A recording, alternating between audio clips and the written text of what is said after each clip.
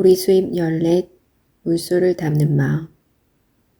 아잔 수매도 지음, 강대자행 옮김.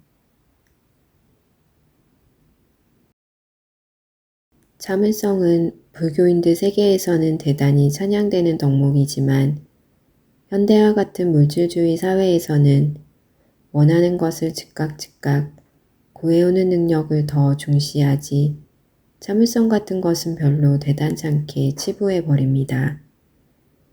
오늘날에는 온갖 인스턴트 제품이 넘쳐나는 바람에 우리는 어떤 것에 대한 욕망이 일어나거나 필요성을 느끼면 바로 그것을 손에 넣을 수 있게 되었습니다.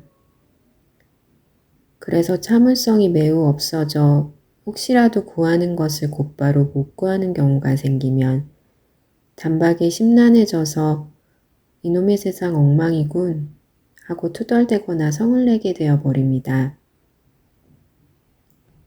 하도 이런 불평을 많이 듣다 보니 이 세상에는 사람들의 불평거리가 아닌 것은 하나도 없구나 싶을 지경입니다. 가령 파업 때문에 또는 사람들이 신속하지 못하거나 효율적이지 못해서 우리의 성에 차지 않을 때 어쩌겠습니까? 기다리며 참아내는 길밖에 더 있겠습니까?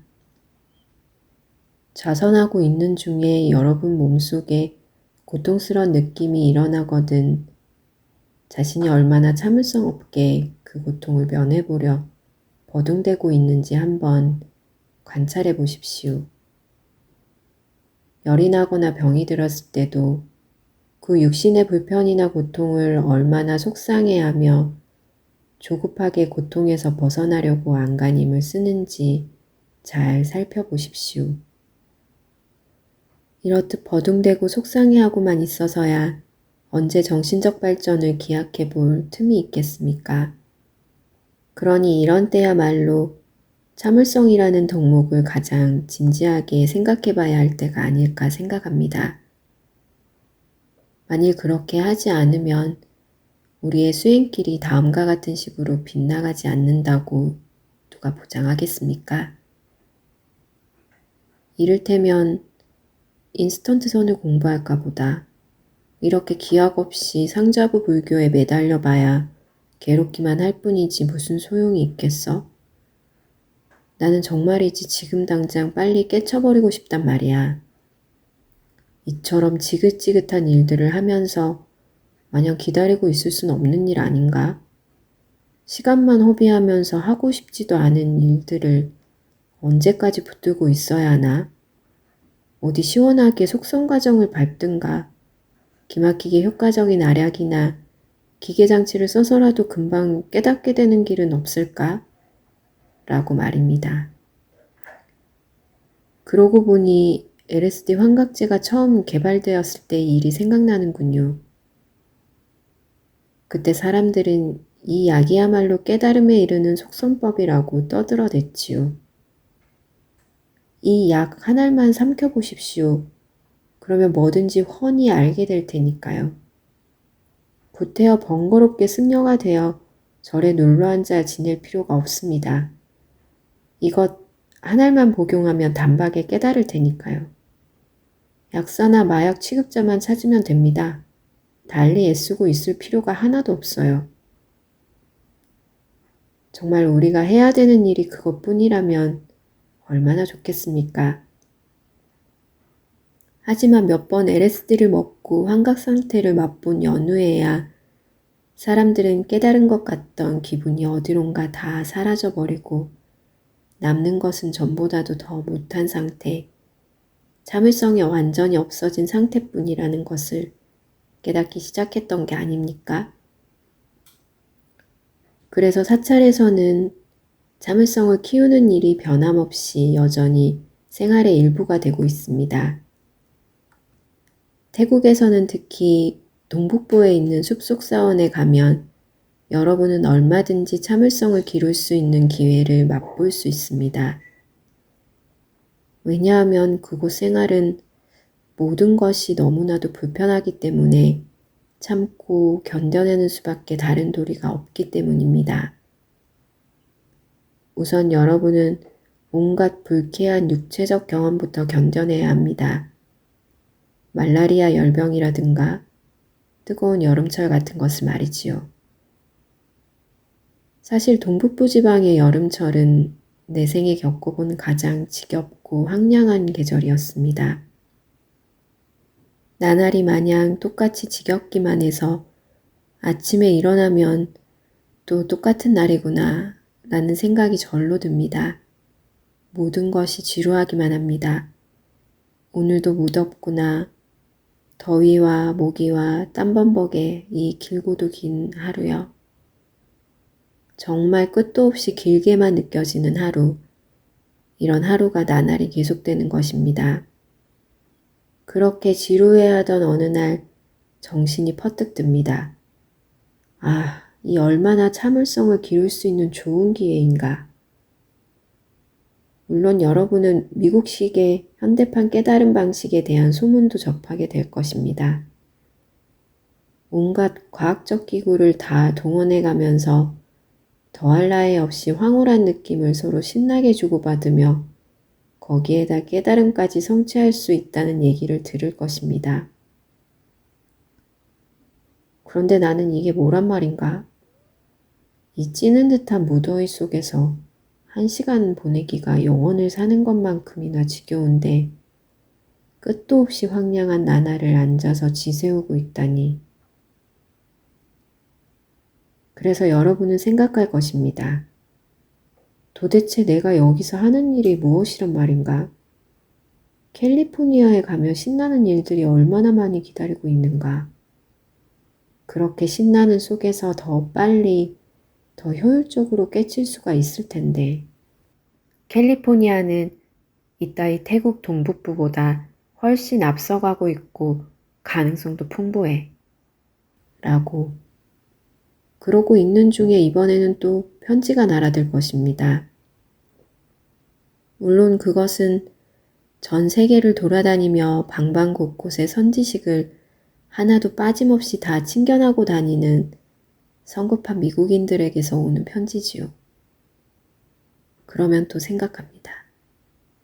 나는 여기서 무엇 하고 있는가? 이렇게 온 전신을 가사까지 땀에 적시며 목 위에 뜯기고 앉아서 이렇게 온갖 망상 속에 엎치락 뒤치락 하다가 이윽고 여러분은 다시 이런 생각을 할 것입니다. 그렇지, 나는 참을성을 기르고 있는 중이지. 이번 생에 참을성만이라도 제대로 기르게 되면 헛되게 사는 것은 아니지. 조금이라도 더 참을성을 기를 수만 있다면 그것으로도 좋게 캘리포니아에는 안 갈 테야. 사람들의 넋을 빼는 집단 감수성 훈련 그룹이나 현대식 정신요법, 과학적 실험 따위에 열중하고 있는 그런 곳에 내가 가야 할 이유가 어디 있어? 나는 여기서 이러고 앉아 있겠어. 모기가 팔뚝을 물어 뜯는 것을 참고 견디는 것을 배우며 영원히 계속될 것 같은 이 무덥고 지루한 여름철을 참고 견디어내는 힘을 키우며 그러고 있으면 다시 이런 생각이 일어납니다. 내 마음은 너무 곤두서 있고 예민해. 이렇게 불안정하게 흔들리기만 하고 있어서야 무슨 공부가 되겠어? 왜 이럴까? 하고 가만히 생각해 보게 됩니다. 나는 언제나 남들의 관심을 끄는 사람이 되고 싶어 했다. 여전히 그런 방향으로 나를 길들여 온 셈이고, 그래서 쓸데도 없는 온갖 잡동사니 정보나 어리석은 생각들을 잔뜩 긁어모아 남에게 매력적이고 즐거운 사람으로 보이고 싶어 했다. 그러나 태국 동북부의 사원에서 그런 것이 무슨 의미가 있을 수 있나? 그건 참으로 쓸데없는 짓이지. 즐겁게 만들어줄 아무런 대상도 신나는 일도 없는 이곳에서 그것은 마음을 들쑤시는 정신적 습관일 뿐 아무것도 아닌 것이다. 그런 것이 아무 알맹이도 없는 무의미한 것인 줄 알게 되었기에 이젠 신바람을 내거나 매력적이 되는 대신 다른 데로 관심을 기울이게 됩니다. 그때 우연히 눈에 띄는 것이 있었습니다. 물소입니다. 나는 물소를 자세히 관찰하기 시작했습니다. 이 녀석들의 마음속에는 어떤 일이 일어나고 있을까? 태국 물소는 참으로 세상에서 제일 미련해 보이는 동물이지요. 덩치는 커다란 놈이 상판은 어쩜 그렇게 미련해 보이는지. 가만히 있자.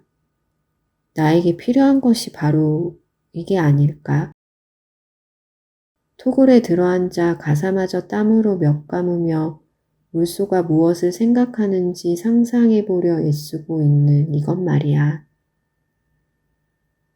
그래서 물소의 영상을 마음속에 그리며 그곳에 죽치고 앉아있는 동안 나는 점점 더 우둔하고 더 미련하고 더 참을성 있게 되며 멋지고 영리하고 관심 끄는 쪽은 점점 퇴색해 가는 것입니다. 참고 견뎌내는 공부, 다시 말해 자신의 내면에서 일어나는 모든 것을 있는 그대로 모든 장애와 망집, 들뜬 마음 따위를 견뎌내고 그리고 밖으로는 사물을 있는 그대로 수용하는 공부가 있을 뿐인 것입니다. 이곳 치서스트 수행처 같은 곳을 견뎌낼 수 있다는 것은 그야말로 대단한 일이지요. 여러분 중에 진정으로 치서스트를 견뎌내고 있는 분은 얼마나 될까요? 가만히 듣고 있노라면 온통 불평투성이입니다. 할 일이 너무 많아서 못 견디겠다. 이것도 모자라고 저것도 없다. 자유로운 시간이 더 많았으면 좋겠다. 는 불평소리가 많이 들려옵니다. 또 사람들이 너무 많다, 사생활이 없다는 등 바라는 것은 많고 이래저래 마음은 마냥 들레기만 합니다. 안 그렇습니까? 그래서 여러분 마음속에는 더 좋은 곳, 이보다 더 나은 어떤 곳이 항상 자리 잡게 되는 것이지요. 하지만 바로 지금 있는 그대로를 수용해내지 못하면서 어떻게 우리가 참을성을 입에 올려 운운할 수가 있겠습니까? 그러니 여러분은 동북부의 그 뜨거운 여름철을 내내 앉아 100일만한 결의가 되어 있어야 할 것입니다. 서로 열대병에 걸리더라도 집에 돌아가 어머니의 보살핌을 받을 생각일랑 아예 일으키지 않고 1년이 되더라도 능히 버텨낼 각오가 되어 있지 않다면 어찌 참는다고 할 수 있겠습니까? 뿐만 아니라 우리는 일단 깨닫기만 하는 날이면 깨닫지 못한 사람보다 훨씬 재미있는 최신식 사람이 될 것이라는 기대를 갖고 있습니다. 이런 생각을 갖고도 만일 깨달을 수가 있다면 틀림없이 그때는 잔뜩 자존망대해질 것이 분명합니다. 그렇지만 미안하게도 부처님의 지혜는 교만과는 매우 거리가 먼 지혜입니다. 오히려 부처님처럼 지혜로워지려면 엄청난 참을성을 발휘하지 않으면 안 됩니다. 붓다의 지혜는 유별나거나 매혹적인 것이 아닙니다. 그 지혜는 핵물리학자나 정신과 의사 또는 철학자가 되는 것과는 근본적으로 다른 성질의 것입니다. 붓다의 지혜는 대단히 겸허한 것인 바 모든 생기하는 것들은 반드시 소멸하며 자아가 아니라는 것을 알기 때문에 그럴 수밖에 없는 것입니다. 그래서 육신이나 정신에 어떤 조건이 발생하면 그것은 조건지어진 것임을 알며 이 조건 역시 생기한 것이기에 반드시 사라지게 마련이라는 것도 아는 것입니다. 또한 조건지어지지 않은 것은 조건지어지지 않은 대로 바로 압니다. 그런데 여기서 우리 한번 찬찬히 생각해 봅시다. 방금 조건지어지지 않은 것이라 말했는데 조건지어지지 않은 것을 안다는 일이 정말 재미있고 매력적인 일일까요? 곰곰이 한번 생각해 보십시오. 정말 재미있겠습니까? 여러분은 응당 이렇게 생각하는지는 모르겠습니다. 나는 절대자인 신이랄까, 법이랄까를 알고 싶다. 얼마나 기막히게 재미나는 일이겠는가. 그것이야말로 온통 축복이요 황홀한 느낌일 것이다. 그래서 여러분은 명상하는 가운데서 그와 같은 경험을 기다리게 될 것입니다. 여러분은 높이 올라가는 것이 그런 경지에 다가가는 길이라고 생각할 것입니다. 하지만 조건 지어지지 않은 것이 주는 재미는 마치 이 방 안의 공간과 같은 것입니다. 이 방 안의 공간, 그것을 바라보는 것이 매우 재미있습니까? 나에게는 재미있지 않습니다. 이 방 안 공간은 다른 방의 공간과 다를 것이 없습니다. 이 방 안에 놓인 물건들이야 물론 재미있기도 하고 또는 재미없기도 하고 아니면 좋거나 나쁘거나 아름답거나 추하거나 할 테지요. 하지만 공간, 그것은 어떻습니까? 그것에 대해 할 수 있는 말이나 생각은 별로 없을 것입니다. 그것은 비어 있다는 점 외에는 어떤 성질도 갖고 있질 않은 것입니다. 그리고 참으로 비어 있으려면 사람은 참는 것을 배우는 방법밖에는 달리 길이 없습니다. 거기엔 잡을 수 있는 것이라곤 아무것도 없기에 공간을 깨달으려면 방 안에 있는 어떤 물건도 붙들지 말아야 합니다. 여러분이 방 안에 있는 사람이나 사물에 대해 열중하고 판단하고 비판하고 평가하기를 멈출 때 여러분은 그 방해 공간을 비로소 체험하기 시작합니다. 그러나 그렇게 되려면 많은 참을성과 겸손함이 필요합니다. 자만심으로 차 있는 한 우리는 기껏 불상이 마음에 든다, 안 든다, 또는 후불탱아가 어떻고 벽의 색깔이 어떻다는 등, 또는 아잔문 스님의 사진을 보면 신심이 난다, 아잔차 스님의 사진이 더 그렇다는 등 별의별 견해가 생겨나게 됩니다. 하지만 우리가 여기 이 공간에 가만히 앉아있기만 할 때에도 몸이 쑤시기 시작하면서 들뜨거나 졸음이 찾아옵니다. 그때 우리는 참아내면서 눈여겨 살피고 귀 기울여 듣는 것입니다. 우리는 마음의 소리에 귀 기울입니다. 마음의 불평 소리들을, 두려워하고 의심하고 걱정하는 그 소리들을, 우리가 그렇게 하는 것은 자기 자신이 별나게 재미있거나 매력적인 인물로 변하고 있는지 확인하기 위해서가 아닙니다. 다만 모든 생기한 것은 사라진다는 사실에 대한 단순한 인식, 가식 없는 인식으로서 그렇게 할 뿐입니다. 붓다이지에는 딱히 그뿐 조건 지어진 것은 조건 지어진 것으로, 그리고 조건 지어지지 않은 것은 조건 지어지지 않은 것으로 아는 것, 그것뿐입니다. 모든 부처님은 조건 지어지지 않은 데에 머물고 계시며 필요한 경우가 아니면 더 이상 어떤 것에 대해서든 몰두하기를 고하지 않습니다. 그분들은 더 이상 어떤 조건에도 매혹되지 않으시며 공간 안에 있는 늘 변하기만 하는 이들 조건에 마음 쓰기보다는 조건 지어지지 않은 이 비어있는 공 쪽에 마음을 기울이십니다.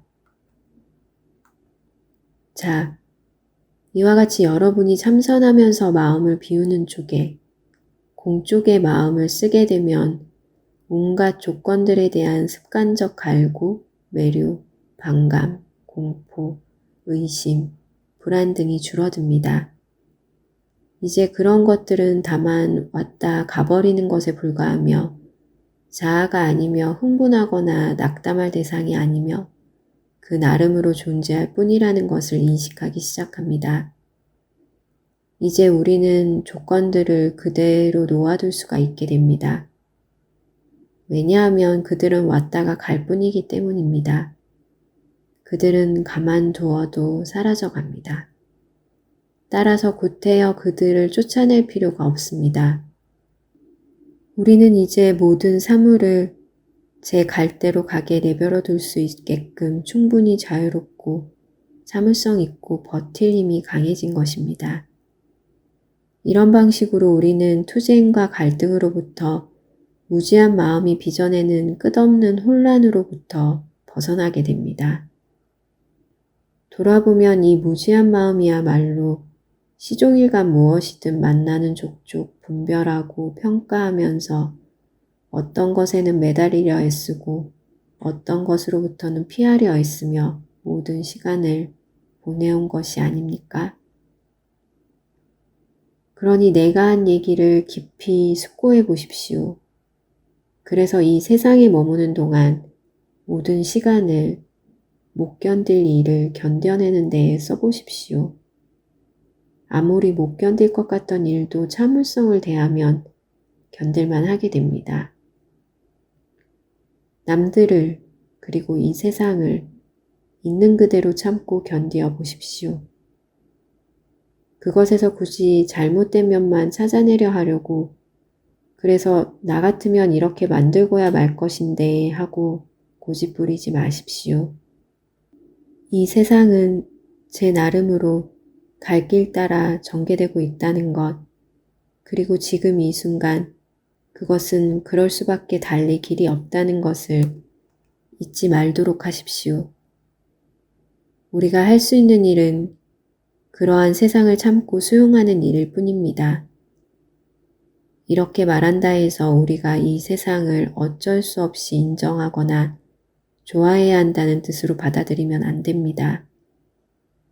나의 말은 자신의 혼란을 실체로 인정해 주어 그렇지 않아도 혼란투성이인 이 세상을 더욱 혼란스럽게 만들지 말라는 뜻이고 불평하고 저항하여 마찰과 혼란을 빚지 않고도 얼마든지 평화롭게 그 속에서 살 수 있다는 뜻입니다. 있는 그대로 아잔 수메도 지음 강대자행 옮김. 오늘 저녁에는 우리 인간이 살아가면서 겪게 마련인 여러 가지 개인적 갈등과 그 해결 방안에 대해서 생각해 보기로 합시다. 먼저 이 개인, 즉 나라는 것부터 생각해 봅시다. 도대체 나라는 것이 무엇일까요? 우리는 이 육신이라든가 생각, 느낌, 기억 같은 것을 두고 나 또는 자아라고 주장하는 것이 아닙니까? 다시 말해 우리는 생김새나 지각 능력 같은 것을 두고 나라거니 내 것이라거니 하고 있다는 말입니다. 이러한 문제를 좀 더 깊이 제대로 이해하려면 우리는 명상이란 방법을 취합밖에 다른 길이 없습니다. 이런 뜻으로 볼 때 명상은 우리의 뿌리 깊은 고정관념 체계를 전혀 다른 방법으로 검토해 보려는 의도라고 말할 수 있습니다. 즉, 그 모든 요소들을 사사로운 편견의 눈으로 보지 않고 공정하게 보겠다는 노력인 것입니다. 공정하게 보려고 노력한다고 해서 여태까지 해왔던 방식을 무조건 버리고 그 반대로만 보라는 뜻은 물론 아닙니다. 불교에서는 아시다시피 무아란 개념을 써서 지금까지 나라고 믿어온 이 자질들이 실제는 끊임없이 변화하고 있는 조건일 뿐이며 그것들은 생기했다가 사라지는 것이라고 가르치고 있습니다. 이런 가르침을 깊이 숙고해보면 자아에 대한 열렬한 믿음이 조금씩 사그라져 갑니다. 만일 우리가 이와 같이 자아에 대해 의문을 제기하지 않는다면, 그래서 인간 구성하는 조건들의 무성한 변화성을 주목하지 않는다면, 우리는 별 수 없이 자기가 실제로 무엇을 행하고 있는지 영영 알지 못한 채로 오로지 편견과 선입견, 억측만 가지고 기계처럼 움직이며 살 수밖에 없게 됩니다. 즉, 조건 지어진 대로 반응하고 또 컴퓨터처럼 입력된 대로 작동하게 될 뿐이라는 말입니다. 그러나 우리를 둘러싸고 조건 지으려 드는 관례나 인습이 유용하게 활용될 수 있다는 사실에 눈뜨면 인습의 틀을 우리 자신에게 또 사회를 위해서도 세계를 위해서도 유용하게 활용하며 살 수 있게 되는 것입니다. 그 가운데 우리의 최대 관심사는 역시 종교 문제이겠습니다. 우선 우리가 속해 있는 이 승려라는 틀도 부처님이 만들어 놓으신 일종의 인습적 틀이라 할 수 있습니다. 물론 이 제도는 잘 운영하여 이익이 되라고 만들어 놓은 것입니다. 그러나 어떤 인습이든지 선용될 수도 있고 악용될 수도 있습니다. 이 물그릇을 일례로 들어봅시다.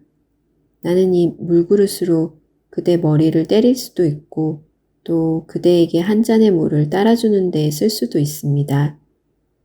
이처럼 하나의 인습을 물그릇 하나를 좋게 쓰느냐 나쁘게 쓰느냐는 결국 나에게 달려 있습니다.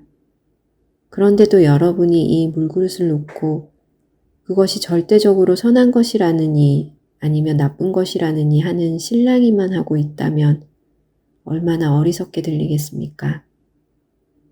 물론 심미적으로 그 그릇을 평가하는 것은 자유겠지만 하나의 인습으로 볼 때 물그릇은 어디까지나 물을 담는 데 써야 마땅하지요. 하지만 우리는 그것으로도 딴짓도 할 수 있다는 말입니다. 종교적 인습의 경우도 마찬가지입니다.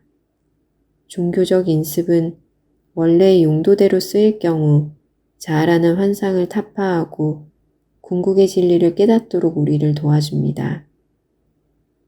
이것이 내가 생각하는 모든 종교의 원래 목적입니다. 아무리 훌륭한 인습도 그릇된 목적에 쓰일 수 있다는 것을 안 이상 누구의 종교적 인습은 옳고 누구의 것은 그르다는 입씨름일랑 그만두고 궁극의 진리, 초월적 실제를 지향하는 것이 현명할 것입니다. 사실 우리는 정의로움이라는 뜻으로 신을 팔면서 행해지는 그 많은 역겨운 일들을 알고 있습니다. 이로 볼 때 인간들은 정의로움 또는 정의로운 신의 이름으로 가장 사악한 짓도 할 수 있는 존재인 것입니다. 그렇지 않습니까? 그렇지만 종교적 인습 그 자체야 어디까지나 우리를 악에서 구해내려고 만들어진 것이지 어찌 나쁜 의도에 쓰라고 만들어진 것이겠습니까? 종교뿐 아니라 우리의 인생 역시 어떻게 쓰는가는 우리 자신에게 달려 있습니다. 인생은 우리가 어떻게 자신의 마음을 열어젖히고자 마음 먹고 있느냐, 그래서 우리를 둘러싸고 있는 이들 관례와 인습 속에서 어떤 자세로 살아나가길 배우고자 하는가에 달린 것입니다. 우리가 인간의 육신을 쓰고 있다는 이 자체부터가 하나의 인습적인 실제입니다. 이런 것부터가 바로 우리의 한계성이며 우리가 그 속에 머물 수밖에 없는 관례적 형식이라는 것을 인정해야 합니다. 그것은 일종의 현명한 시인이 될 것입니다. 안 그렇습니까? 그렇게 인정할 때 우리는 그 한계성 속에서 어떻게 잘 살아내어 최소한으로 자신의 생을 보람있게 만들어 어리석고 쓸모없는 삶이 되지 않도록 할 것인가? 그리고 나아가서 이 한계성을 어떻게 세상에 대한 자비행의 터전으로 활용할 수 있을지를 강구해 볼 수 있기 때문입니다. 이는 우리가 깊이 숙고해 봐야 할 문제입니다. 여러분이 일생을 바쳐 해야 할 일이 무엇인가 얘기해 보라면 나는 당장이라도 수많은 항목을 한참 동안 열거할 수가 있습니다.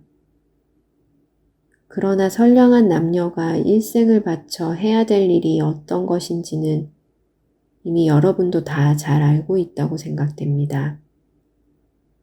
한 남자가 또는 한 여자가 또는 수상이, 왕이, 여왕이 또는 어떤 사람이 어떠어떠해야 한다는 생각으로 우리 머리는 꽉 차 있습니다.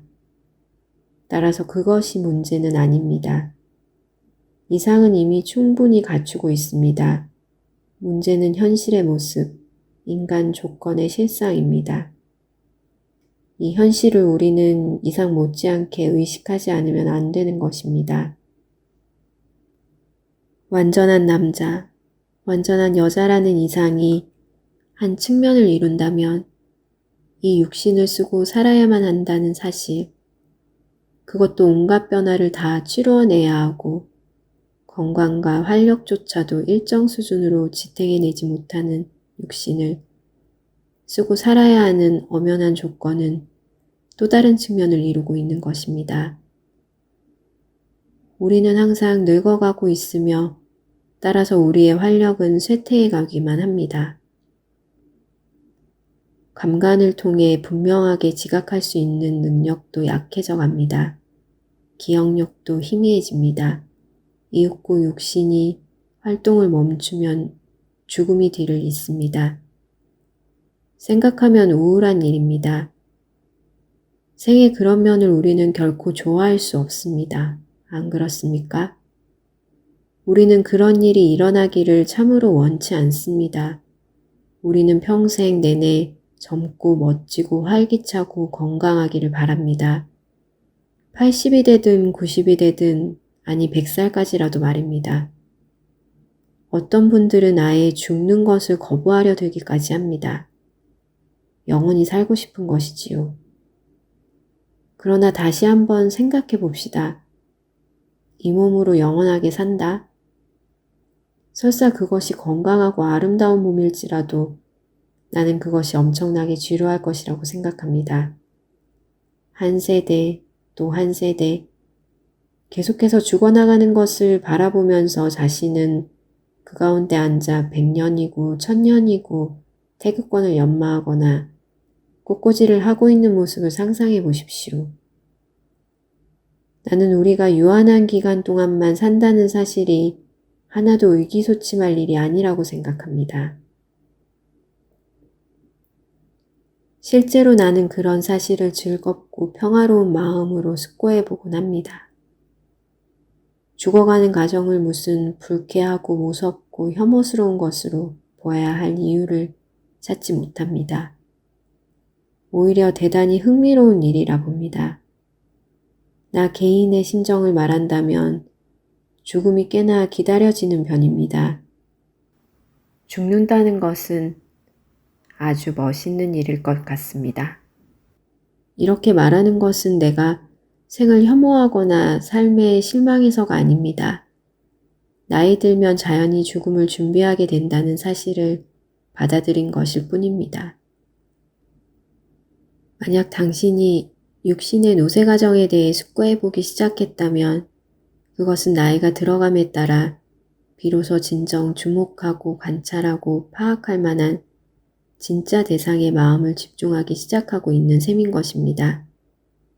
한 예로 사람들이 젊었을 때에는 기억력이 비상했는데 늙으니깐 전만 같지 못하다고 한탄하는 것을 자주 듣습니다.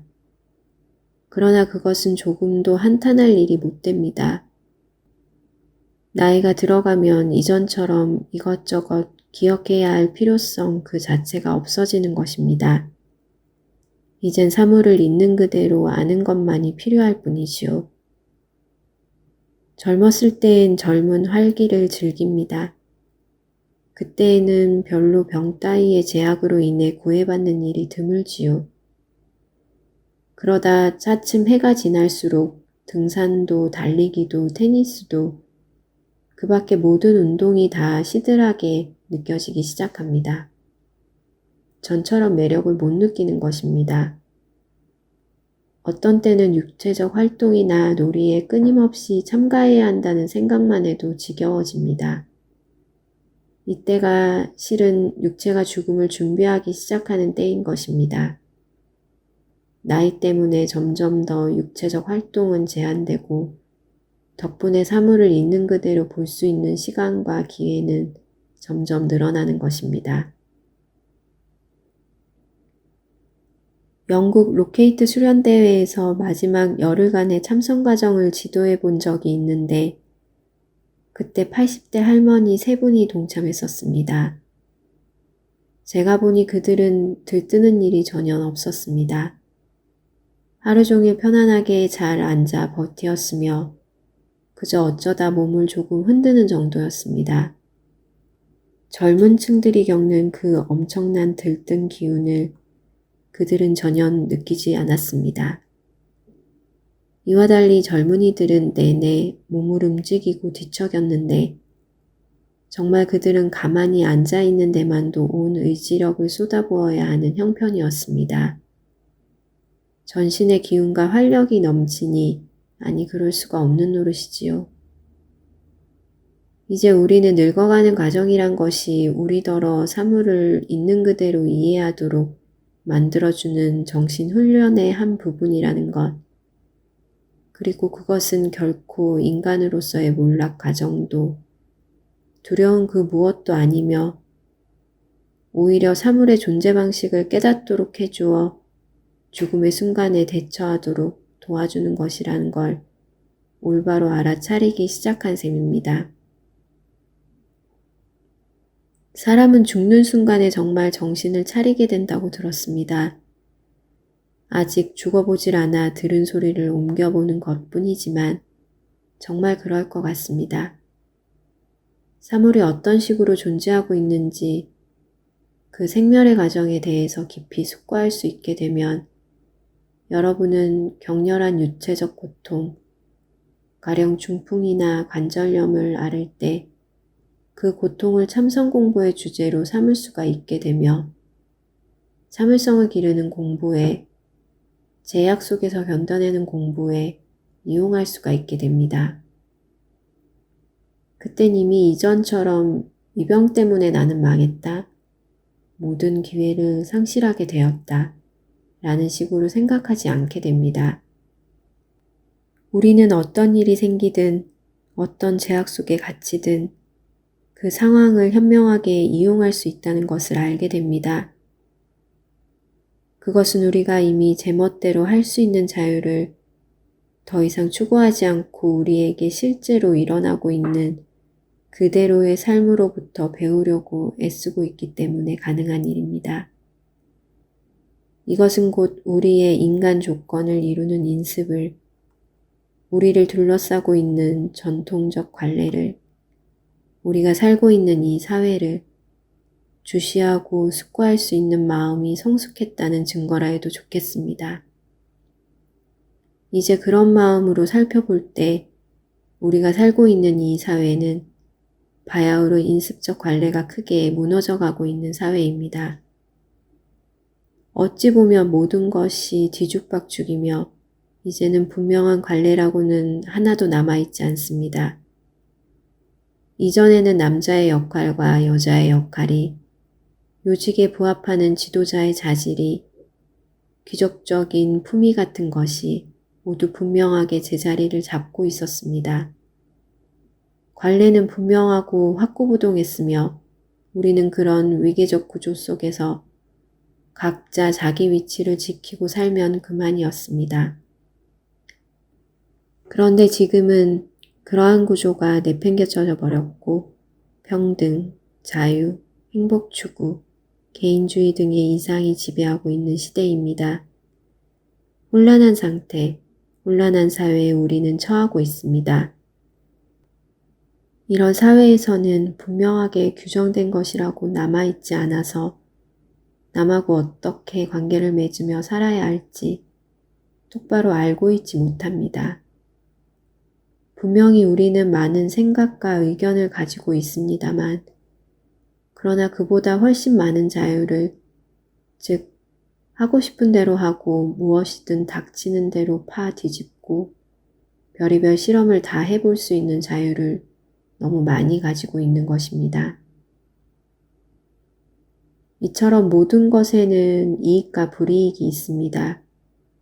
때로 우리는 민주주의에서는 매사가 이롭기만 하다고 생각하지만 거기에도 불이익은 역시 있습니다. 마찬가지로 매우 조직화되고 구조화된 사회, 모든 사람이 윗사람, 아랫사람에 대해 자신의 위치와 분수를 지킬 줄 아는 사회에도 이익과 불이익은 있습니다. 그런데도 지금 우리는 이상으로서의 자유만을 생각하고 있어서 원하는 것은 무엇이든지 할 수 있고 방해하는 것은 일절 존재하지 않는 그런 자유를 그리고 있습니다. 참 멋진 얘기입니다. 그래서 우리는 윗사람, 아랫사람 동등한 사람들에 대하여 책임감을 지니고 한 구조 속에 같이 살아야 한다는 것은 그야말로 행포요 억압이라고 여기고 있는 것입니다. 일단 우리가 숙고하면서 살펴보기 시작하면 모든 인습적 관례에는 그것이 정치적인 것이든 종교적, 사회적, 경제적인 것이든 이로운 점과 불리한 점이 모두 존재한다는 것을 알 수 있습니다. 그 어디에서도 완전한 것은 찾아낼 수 없을 것입니다. 그 어떤 인습에서도 여러분은 여러분이 원하는 그대로의 이로운 것뿐이고 불이익은 하나도 없는 그런 완전한 자유를 찾지 못할 것입니다. 따라서 우리가 생활에 이용할 수 있는 지혜는 바로 불완전성을 인정하고 구체적인 인습들을 때와 장소에 알맞게 이용하는 것일 겁니다. 그러는 편이 완전한 것만 끝없이 찾다가 결국 전적으로 이롭기만 한 것은 도대체 존재할 수 없다는 것을 알고 실망하는 편보다는 낫지 않을까요? 그러려면 우리는 우리의 마음을 사물에 대해서 활짝 열어야 합니다.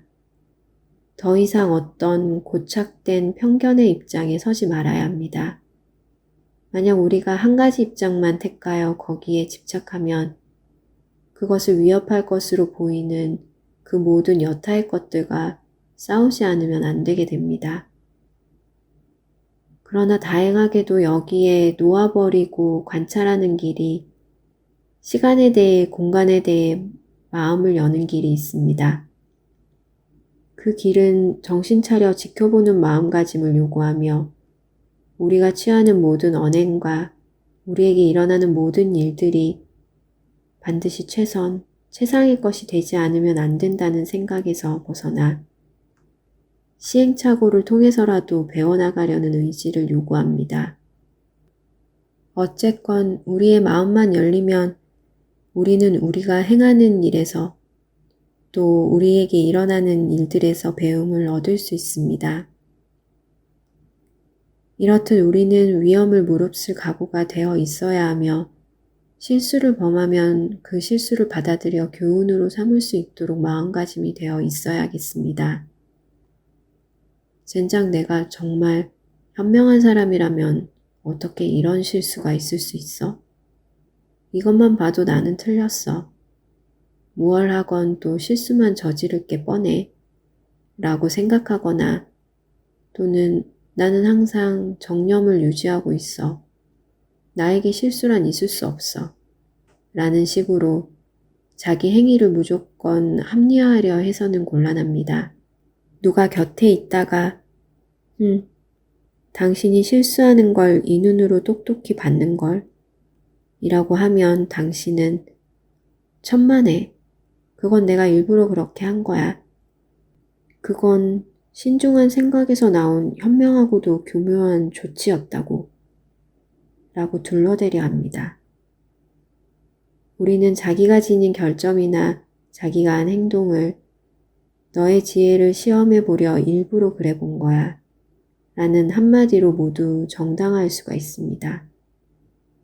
양심적이지 못한 스승일수록 그런 짓을 곧잘 합니다. 상자부 승려 노릇에도 이로운 점과 불리한 점은 다 있습니다.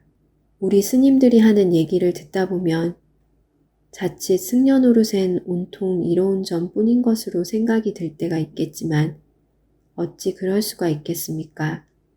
분명히 불리한 점도 있습니다. 그리고 이 불리한 점이야말로 우리가 받아들이지 않으면 안 될 중요한 측면입니다. 우리는 우리가 몸담고 있는 이 인습이 지닌 이로운 점과 불리한 점, 그 모두로부터 배우고 있는 것입니다. 성애간에서도 지금 문제되고 있는 것은 이상적인 평등을 실현하는 것으로 남녀에게 똑같은 권익을 보장하여 일체의 차별을 철폐하는 것이 주안점이 되고 있습니다. 이것은 대단히 고상한 마음에서 우러나온 이상으로서 이를 실현하려면 높은 지혜가 필요하며 특히 그 지혜는 남성적인 지혜도 여성적인 지혜도 아닌 성을 초월한 지혜가 아니면 안 됩니다. 그러나 인습의 차원에서는 아직도 차별이 끝없이 많이 있습니다. 여성 편에서 보면 남성 쪽이 훨씬 이로움을 많이 누린다고 생각할 수도 있겠지만 남성이 되든 여성이 되든 이로운 점과 불리한 점은 있습니다. 남자가 된 데에도 분명히 많은 불리한 점이 있으니까요. 어쨌든 이 문제에 대해서도 쌍방의 장단점을 이해하도록 노력할 일이지 어느 한쪽 성이 되면 만사가 해결될 것이라는 식의 생각은 금물이 아닐 수 없습니다. 자, 에고의 문제로 넘어가면 문제는 딱 하나. 자신에게 일어나는 문제는 어쩌면 한결같이 불만족스러운 것뿐이냐는 것입니다.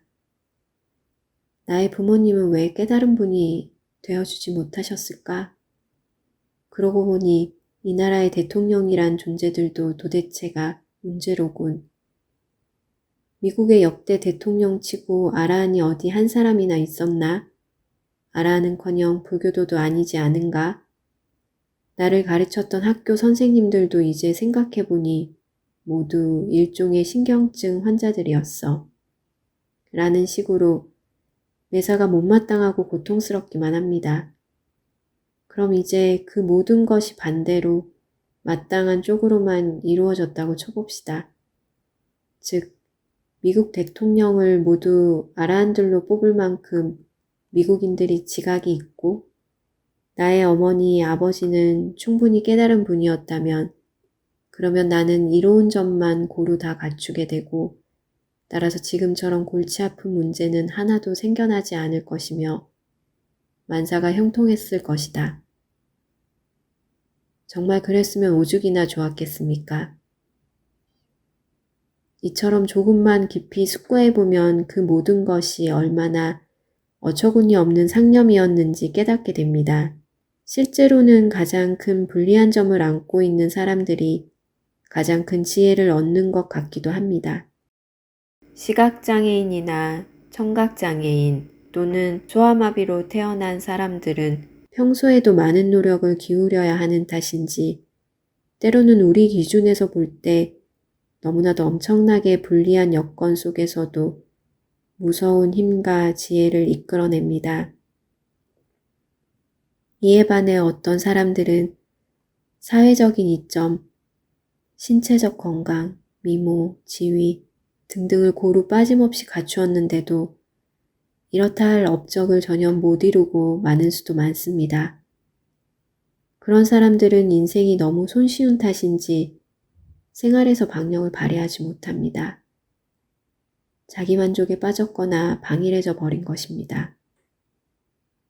이렇듯 자기가 지니고 있는 인습적 자질을 깊이 간해봄으로써 우리는 그것을 재고 평가하거나 심지어 자기가 제일 좋은 점을 제일 잘 갖추고 있지 못하다 해서 풀이 죽거나 하질 않고 자기가 지닌 성품이나 능력 또는 능력 부족을 있는 그대로 어떻게 써야 할지 간구하게 됩니다.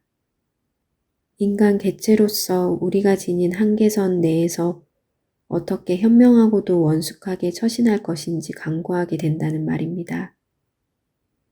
서양의 불교 신자들이 당면하고 있는 문제 역시 마찬가지입니다. 우리는 남들 눈에 띄지 않게끔 몸을 숨기고 지내는 밀실의 불자쯤으로 자신을 생각하고 있는 것은 아닌지요. 남들이 우리를 경멸하고 어딘가 좀 이상한 사람으로 생각할까봐 불교도란 사실을 감추고 싶어 하는 건 아닌지요.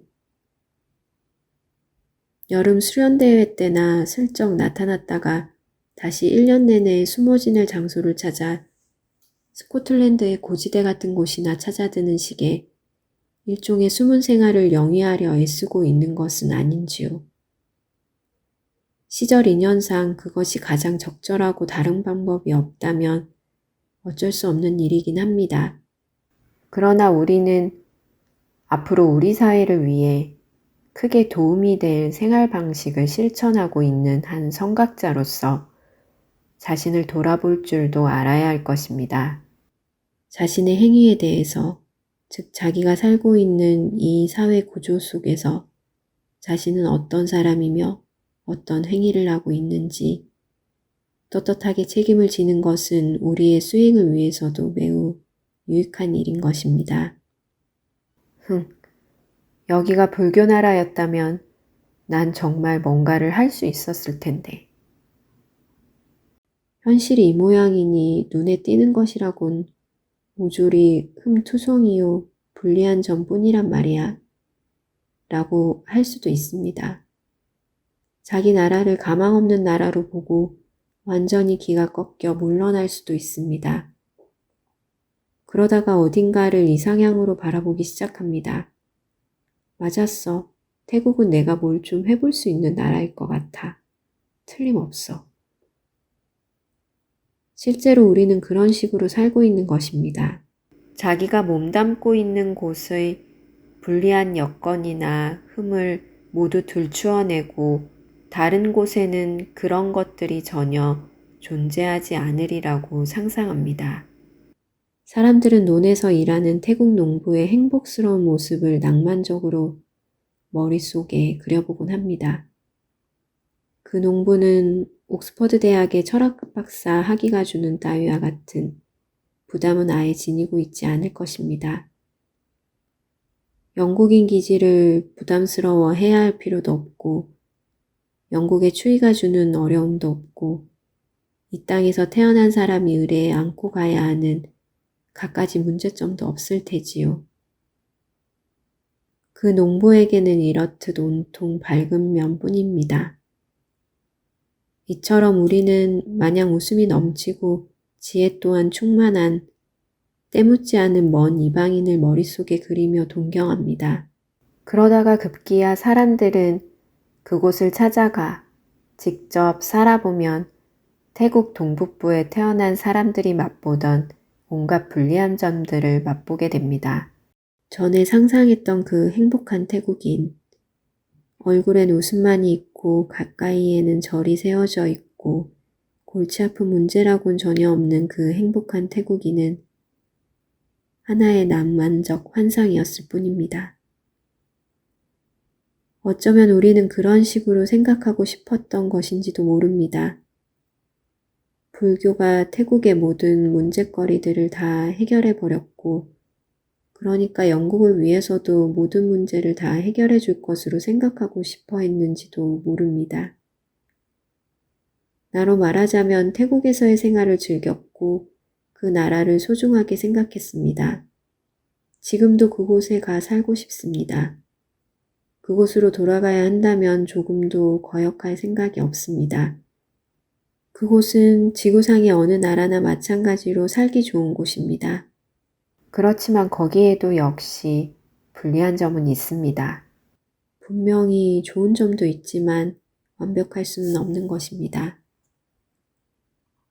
미국인인 여러분은 계급 구조가 그다지 명확하지 않은 사회에서 자라났습니다. 그것은 미국이 혁명적인 이상주의, 즉 민주적이고 평등주의적인 이념이 만들어낸 나라이기 때문입니다.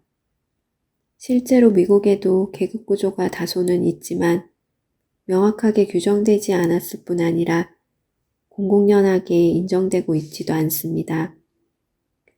사실은 계급 구조를 무시하고 부인하는 것이 국민된 의무이기도 하는 바, 이것은 누구에게나 동등한 권리를 이라는 만인 평등 사상이 그 나라의 이상이기 때문입니다. 이와 같은 이상이 한창 성장기의 마음에 끼치는 영향은 매우 깊을 수밖에 없으므로 미국 사람들의 일반적 사고방식, 우리는 모두가 똑같다. 그런데 너는 왜 나에게 이래라 저래라 시키려 드느냐는 식이 됩니다. 가령 당신이 어느 기업체의 전무이사로서 자신을 윌리엄 존스라고 소개한다면 신입사원은 자, 빌, 당신을 위해 여기서 일하게 되어 기쁩니다. 라는 식으로 인사를 차릴 테지요. 그런데 혹시라도 너무 정중하게 존슨 씨, 당신을 위해 봉사할 수 있는 기회를 갖게 되어 기쁩니다. 라고 했다면 당신은 속으로 바보 같으니 하고 혀를 찰 것이 뻔합니다. 전무는 전무로서 손색 없이 자기 역량만 발휘하면 그만이지 전무나 평사원이나 다를 게 무엇이냐는 사고방식인 게지요. 그렇지만 실제로 전무이사란 얼마나 감당하기 벅찬 대단한 자리입니까? 어쨌든 미국의 이런 상황은 여러 가지 이로운 점과 또한 여러 가지 불리한 점을 다 가지고 있습니다. 실제로 미국인은 어떤 상황에서 어떻게 타인들에 대해 처신해야 할지 자신감을 가지지 못합니다. 미국인의 인간관계가 주로 친구로 어울려 친밀하게 대하는 데에 기초하고 있기 때문에 모두가 똑같고 평등하다는 생각만이 너무 굳게 다져져서 어떤 구체적 상황에 처하게 되면 그 상황이 요구하는 적절한 몸가짐을 자신 있게 취하지 못하고 맙니다. 특히 남의 아랫사람 노릇에 그러합니다. 사실 남들을 즐거운 마음으로 섬기고 복종하고 돕고 공손하게 굴기가 쉬운 일은 아닙니다. 그것은 매우 어려운 일입니다. 그래서 특히 미국인인 여러분은 어쩌다 누구를 섬겨야만 하거나 누군가의 밑에서 지내야 할 입장이 되면 마음속으로 심한 증오심을 끓이게 됩니다. 사무실에서 일손을 거두는 급사조차도 커피 한 잔만 끓여달라고 하면 속으로 곧장 내가 당신 노예인 줄 알아? 라고 투덜댑니다. 다시 말하면 나는 어디까지나 급사이지 너의 노예가 아니라는 것이지요. 이처럼 누구를 대하면 어떤 식으로 관계를 맺어야 하는지 자신 있게 확신을 못 갖는 이런 일반적 혼란이 미국인들에게는 때때로 부담이 되기도 합니다. 예를 들면 우리 미국인들은 종종 영국인들을 공경에 빠뜨릴 때가 있습니다. 우리는 너무 급하게 친밀해지려는 경향이 있어서 처음 만나는 자리에서 단박에 모두를 친구로 삼으려 하기 때문입니다. 영국 사람들은 모르는 사람과 금방 친구가 되는 성향을 갖고 있지 않기 때문에 미국인의 이런 태도를 무례하다고 받아들이는 것입니다. 그러나 아무튼 미국식으로 사람들이 친밀하게 굴고 사귀기가 쉬워 만나자마자 거의 중마고우처럼 되는 데에도 분명 좋은 점이 있습니다. 한편으로 계급구조의 사회에서는 인간 상호관계의 모든 면이 분명하게 선이 그어져 있습니다. 그러나 이런 사회에서는 결국 그 모든 관계가 조만간에 경직되게 마련이며 사람들은 별 수 없이 소심해져서 자신의 특정 위치에서 벗어나려 하지 않습니다. 그래서 계급구조 사회 내에서 사람들은 설정된 한계 밖으로 나가거나 남과 너무 친밀해지거나 또 위나 아랫사람으로부터 비판받는 것을 두려워하게 됩니다. 그러나 이런 사회에도 또한 이로운 점이 있습니다. 내가 이와 같은 지적을 하는 것은 나 자신이 평등주의 사회에서 태어나 살아왔고 또 태국 사회와 같은 심한 위계적 사회 구조 속에서도 살아보았기 때문입니다. 사원제도 역시 매우 계급적인 구조를 취하고 있습니다.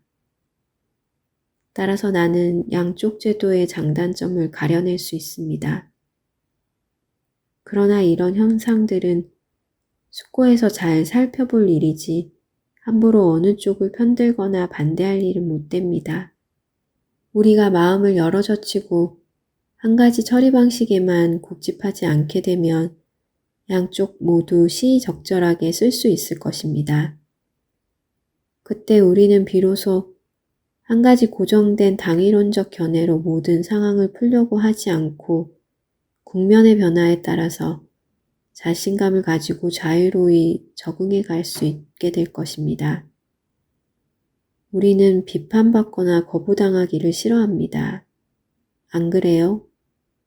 그렇지만 때로 온 마음을 기울여 남들에게 봉사할 수 있다는 것이 정말 기분 좋은 일이라는 것만은 인정하지 않을 수 없습니다. 나 역시 사람들에게 봉사하는 데서 큰 기쁨을 얻고 있으니까요. 그렇다고 그것이 비천한 노예근성이거나 나약함 또는 열등감을 자인하는 것은 결코 아닙니다. 누구나 남을 돕고 남에게 봉사할 수 있으면 기쁨을 실제로 누리게 되는 것입니다. 또 그런 일은 품위를 손상시키거나 격을 떨어뜨리지도 않습니다. 다만 우리 마음속에 나는 너의 노예가 아니다. 어찌 감히 나에게 그런 일을 시킬 수 있는가? 내가 해라. 너도 사지가 멀쩡하지 않느냐? 라는 식으로 거부하는 생각을 품고 있을 땐 그것이 품위와 격을 떨어뜨리는 일로 보일 수도 있는 것일 뿐입니다. 승려로서 우리는 절 집안에서 윗사람을 어떻게 섬기고 어떻게 대중을 이끌어 나가고 또 어떻게 따라야 하는가를 배웁니다. 그것은 정해져 있는 위치는 아닙니다. 각자의 위치는 시간과 장소에 따라 달라집니다. 때로 여러분은 남을 주도하기를 좋아하는 사람, 이것저것 할 일을 지시하는 역할을 해야만 직성이 풀리는 사람도 만납니다. 태국 치서스트에 오는 아나가리카, 제가 수행자 중에는 과거의 중요한 직위에서 일해본 경력을 지닌 사람도 가끔 있습니다. 그러나 일단 절에 오면 그들도 입산 서열대로 모든 아나가리카나 비구들의 맨 끝자리에 앉아야 합니다. 그럴 경우 자기보다 어리석고 자격도 부족해 보이는 사람들을 시봉하는 데서 좌절감을 맛볼 수도 있습니다. 이것이 하나의 극단이라면 또 하나의 극단은 여러분이 상급자가 됐을 때 경험합니다. 이를테면 그대가 그다지 주도적이지 못하고 수줍은 성격의 사람이라 칩시다. 자신을 그다지 탐탁치 않게 생각하고 있는 판인데 남을 지도해야 되는 자리에 앉게 된 것입니다. 어느덧 고참 스님이 되어버린 것입니다. 그대는 생각합니다. 맙소사, 사람들은 내가 완벽하기를 바라는군. 저들은 어떤 문제든 모두 답해주기를 바라는군. 지도를 해주어야 되는데 어떻게 내가 그럴 수가 있어. 그래서 그 입장에서 벗어나 보려 궁리합니다. 아직 나는 그럴 준비가 안 되어 있어. 어디 가서 토굴 생활이나 할까? 아니면 태국으로 돌아가 버릴까? 그러나 이런 상황을 곰곰이 잘 들여다보면 이번에는 이것이 바로 당신이 공부해야 할 과제라는 것을 알게 될 것입니다. 어떤 때는 섬기는 법을 우리는 배워야 하고 또 어떤 때는 앞장서 이끄는 법을 배워야 합니다. 그래서 양쪽을 다 해낼 수 있도록 변화에 적응하도록 시간과 장소에 따라 어떻게 하는 것이 적절한지 알도록 그리고 구조 내에서 그 집단의 안녕을 위해 일하는 법을 배워나가야 하는 것입니다. 그 모든 일은 고정된 관념보다는 현명한 고찰을 필요로 합니다. 이와 같이 자유로이 적응하고 현존 상황을 우리 실생활을 도로 살리는 마음이 필요합니다. 그렇게 공부해 나가면 자연히 팔정도 수행으로 발전해 나가게 됩니다.